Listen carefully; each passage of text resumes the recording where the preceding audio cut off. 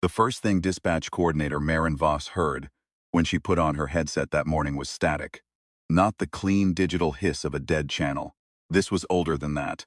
A wet, biological crackle, like something breathing through a throat that had never been designed to breathe. She set her coffee down. The hive, what the crew called the Interspecies Emergency Communications Hub on Level 4 of Station Meridian, was already humming with the soft chaos of a Tuesday shift. 43 operators across 2 curved tiers of workstations, each one managing triage calls from the civilian corridors of the station, where humans and Varek and a handful of other species now lived in the brittle proximity that diplomacy called cooperation. The overhead lighting was the color of weak tea. Someone 3 stations down was eating noodles from a container, and the smell of it reached Maren across 6 meters of recycled air. She almost dismissed the channel. Bad signal was come in the lower rings, where the Varek had laid their own infrastructure over humanity's, and neither system quite trusted the other. Then the voice came through. Please, a breath, a swallow. Please, someone. I can't see anything. The air is getting human, female, young. Maren's hand was already moving. This is Station Meridian Emergency Coordination Operator Voss speaking. I have you. Can you tell me your name? The pause was 4 seconds. Maren counted them the way she'd been trained to, keeping her own breathing even and slow, a metronome form for someone else's panic.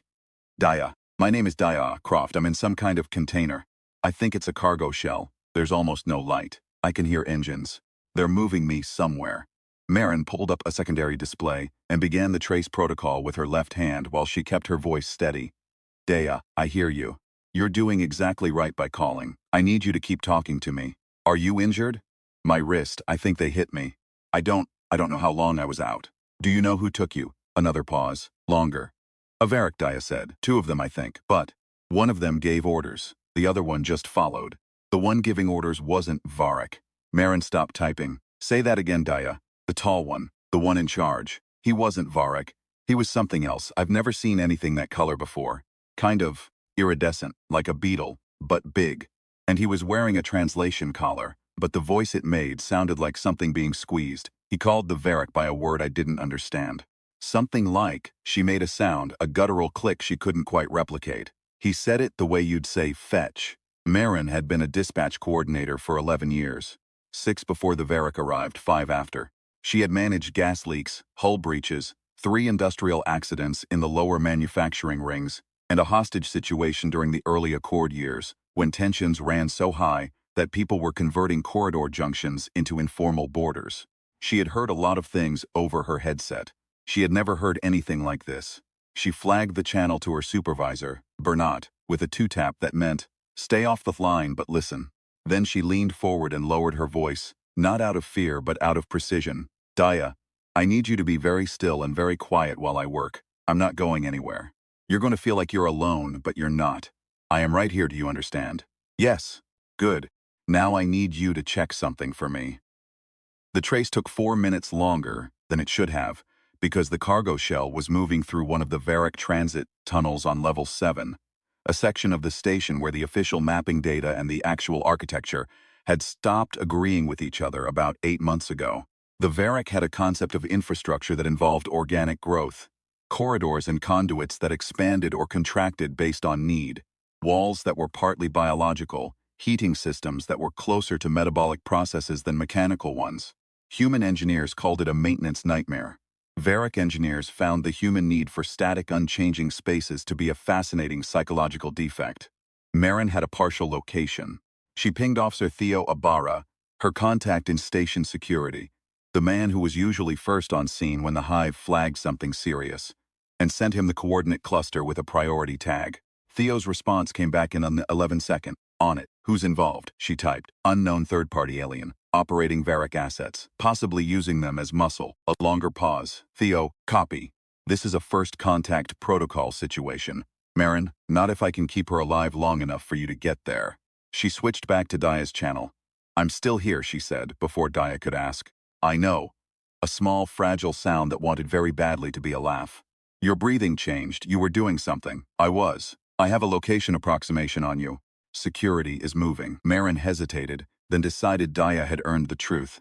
It's going to take them some time. The section you're in, the mapping is complicated. How long? I don't know yet. That's the honest answer. What I do know is that right now the most important thing is that you stay calm, you conserve your air, and you talk to me. Because the more you talk, the better my trace gets. Dea was quiet for a moment. Then, my father used to say that talking was the one thing humans were actually better at than anyone else. Your father sounds like a smart man. He was a xenolinguist. Spent 20 years trying to figure out what the Varric were actually saying versus what their translators were telling us. Another pause. He said they weren't lying to us exactly. He said their language didn't have a grammatical structure for certain kinds of truth, like some things were only real to them if they were happening right now. Past and future were more like weather. Approximate, probably. Marin kept running the trace. She was also, with the careful compartmentalization that 11 years of this work had built in her, thinking about what Daya had said. An iridescent alien. Not Varric. Using Varric as intermediaries. The Accord covered 12 species, but there were currently 3 more in the observation and negotiation phase. Species humanity had made contact with, but not yet formalized relations with. Any one of them, operating through Varric intermediaries on a human installation, represented something that could detonate the fragile architecture of the last decade like a power cell, dropped in a reactor bath. She kept her voice exactly the same. Your father sounds like he was onto something. Can you tell me what you were doing on level 7 before you were taken? Working. Daya's voice firmed up slightly. The thing she was explaining had weight, gave her something to hold. I do cargo verification, checking manifests against physical contents, standard compliance work. I was in section 740 when the Varric unit I was supposed to be inspecting just opened wrong. The rear panel. I thought it was a mechanical fault. Then I was inside it and the panel closed and I heard the lock. Marin thought about this. A cargo shell that opened from the outside. A panel that closed and locked. Not a malfunction. A mechanism. Daisha, she said carefully. The container you're in. I want you to feel along the walls. Take your time. Tell me what you find. There was rustling. The faint echo of something hollow. Synthetic walls, good ceiling, not standard cargo spec. And then Daya made a sound. There's a slot. Like a mail slot, but thinner. Near the bottom, on my left side. And there's something in it, some kind of tube. Marin felt something cold move through her chest. She had read the same xenobiology briefings that all station coordination staff were required to review annually. She had read the section on Varric organ harvesting practices. Illegal under the Accord, theoretically eradicated. Practically a persistent criminal undermarket. And she had read, more recently, the intelligence assessment on the Dorun, the iridescent species currently in the 3rd phase of observation, whose biological requirements for certain proteins that were only produced by stressed mammalian tissue had been the primary reason the Accord's Biological Trade Committee had put a hold on full diplomatic recognition. She made herself keep her voice level. She made herself sound like someone with all the time in the world. Don't touch the tube, she said. Can you tell me, is there any give in the floor? Any seams that feel different from the wall seams? Maybe? There's something that feels like a ridge. A circle, sort of. That might be a maintenance access point. Some cargo shells have them for atmosphere regulation. I want you to put your fingers in the seam and pull gently and tell me what happens. While Daya tried, Marin opened a second channel and spoke quickly and quietly to Theo. The container may be modified. Possible Dorun involvement. I think this is a live acquisition. They needed her awake and stressed. The tube is probably a sedative delivery system for the actual handoff point, wherever that is. If she goes under before you reach her. I know, Theo said. We're moving faster. But Marin, I can't access that transit tunnel directly. The Varric have a sovereignty flag on that section. I'd need a waiver from the Accord subcommittee, and that's a 40-minute process minimum. Then go around it. The only way around it is through the maintenance crawlways on level 6. They're not rated for. Theo, she said his name the way she'd learned to say it over 5 years of working alongside him. Flat, informative, not a request. There is a 23-year-old human woman in a box who is about to be sedated and handed to an alien species we don't have a treaty with for purposes that our own intelligence reports describe as lethal. I need you in that crawlway. A beat of silence that she understood completely. Then, already moving, she switched back to Daya. How's the seam? I got it open a little. There's a space. It's not big, but I could maybe get my arm in. Good, that's really good. Hold on that. Marin pulled up the level 7 transit tunnel schematics, old ones, the pre-Varric modification versions, and cross-referenced them with the partial location data still updating on her secondary screen. The shell was slowing. either approaching a junction or a destination. She didn't have much time. Daya, I need to ask you something, and I need you to think about it carefully before you answer, okay? The maintenance access you found, how wide do you think it is? Maybe 4 centimeters? 50? And you said you couldn't see much. Is there any light at all coming through the access gap?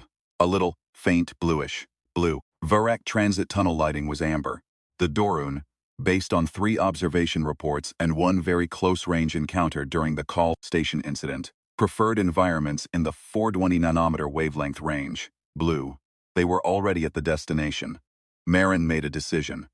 It was the kind of decision she had made once before 6 years ago, during a hull breach situation in the residential corridors. That time she had told a man to seal himself into a damaged section to prevent decompression from taking the populated corridors. He had survived. She'd spent 3 weeks afterward going over every second of that conversation, looking for the place where she could have found a better answer. She hadn't found one. She'd gone back to work. Daya, she said, the container has stopped moving. That means they're close to wherever they're taking you. I need you to listen to me very carefully and do exactly what I say, and I need you to trust me. Okay. Daya's voice was small, but it was steady. 11 years of this work had taught Marin what steady under pressure actually sounded like versus performed steadiness. This was real. This girl was holding herself together with both hands and she wasn't letting go. I need you to take the tube out of the slot, and I need you to break it. A sharp breath. But you said.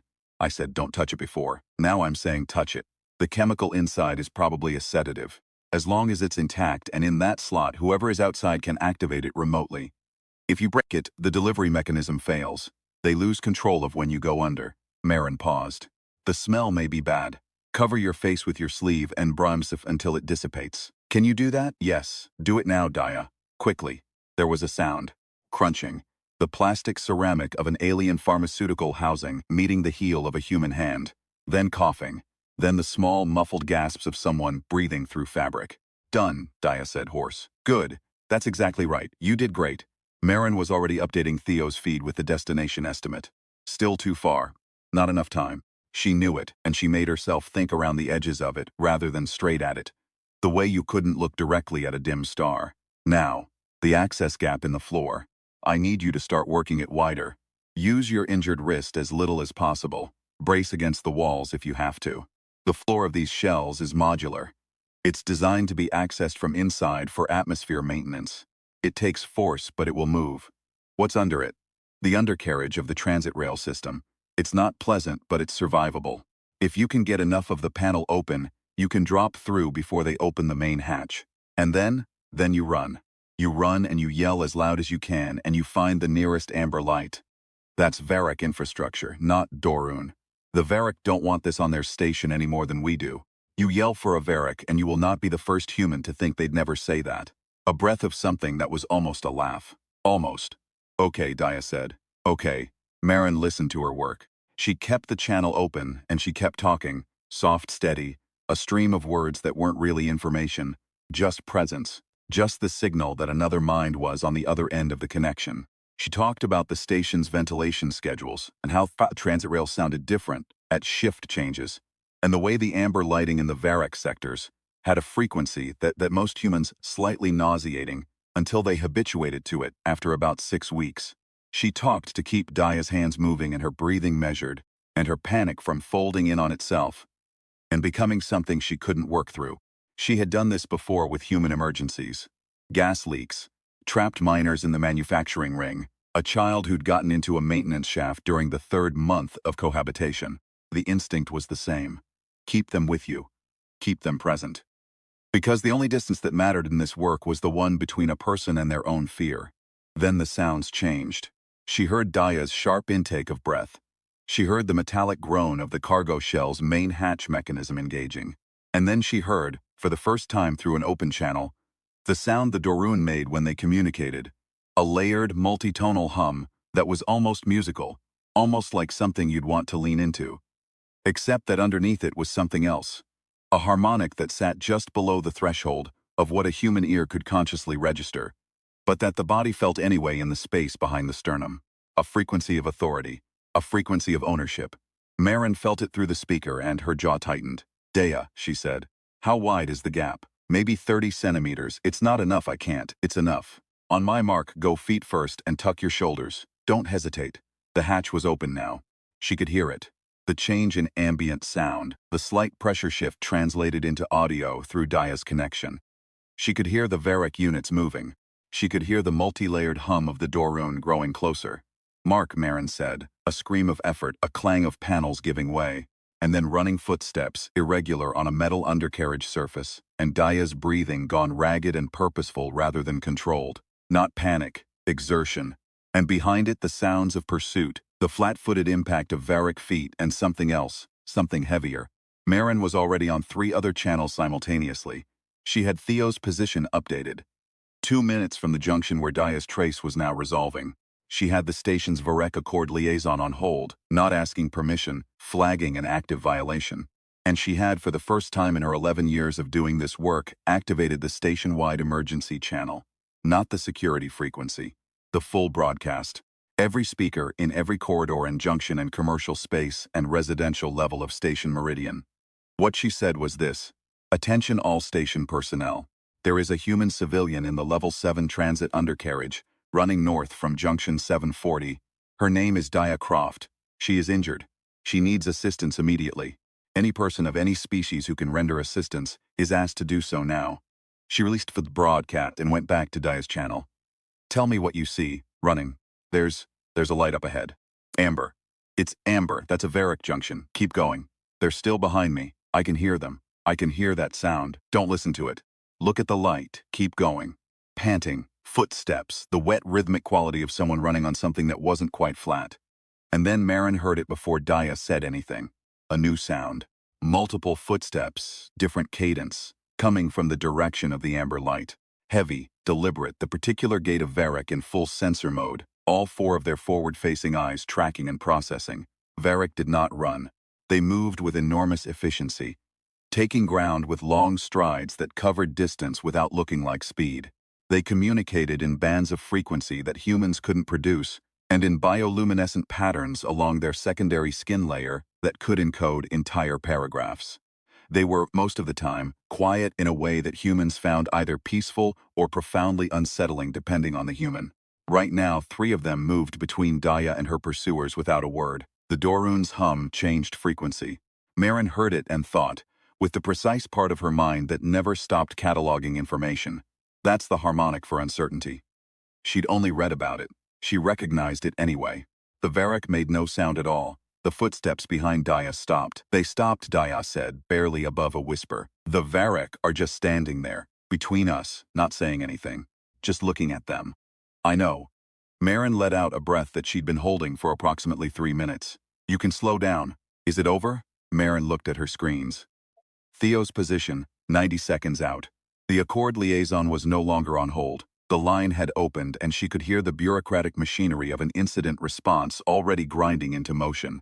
The cargo shell's registered manifest, pulled automatically when she flagged the shell's ID earlier, was showing falsified point of origin data. Evidence, already flowing into the system. The immediate part is, Marin said, the rest of it is going to be complicated and long and probably very tedious. There'll be a lot of people who want to talk to you. That's okay. Daya's voice had changed. Still tired, still shaking at the edges. But underneath that, something denser. My father always said humans were better at talking than anyone else. You mentioned that. I think I believe it more now than I did this morning. Marin heard Theo's voice in a different register. Physical, from somewhere near Daya's position, real air and real sound rather than signal. She heard Daya make a small involuntary sound at the sight of him, the way people did when they'd held themselves together for so long that the arrival of safety became a kind of undoing. She kept the channel open until she was certain. The debrief took 9 days. The Doran representative, Accord protocol called for one, regardless of circumstances, because the process of formal confrontation was itself part of the mechanism that was supposed to prevent what had just happened, arrived on day 2. Marin was not required to attend the diplomatic proceedings, but she attended anyway.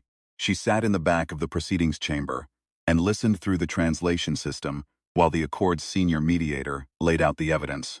The Doran operative had been operating through a Varric criminal network that the Varric Enforcement Authority had itself been tracking for 18 months. The acquisition of a human subject had been arranged as a demonstration of capability. A transaction, essentially, between the criminal network and a faction within Dorun society that had been pushing for informal resource acquisition to begin before formal diplomatic protocols concluded. The logic being that facts on the ground create negotiating leverage. It was, the mediator said, a profound violation of the Accord's foundational principles. The Dorun representative responded at length. The translation system rendered it into flat, functional English. But Marin had done enough research in those 9 days to know what was being said at the subharmonic level underneath the translation. She could read it in the subtle iridescent shifts along the representative's secondary integument, the color language that the observation reports described, but that no xenolinguist had fully decoded yet. What it said under everything was, "We didn't think you'd notice." What it said under that was, "We didn't think it would matter." Marin sat in the back row and thought about a girl in a box in the dark, who'd broken a sedative tube with her bare hand and dropped through a floor panel into the undercarriage of an alien rail system in the dark, and run toward a light she wasn't certain was friendly. She thought about 3 Varric taking a position between that girl and her pursuers without being asked, without any language being used at all, because a station-wide broadcast had put the situation into plain sight, and the Varric, for all their differences, understood perfectly well what it meant. When someone used the body, they had to stand between harm and the thing it was moving toward.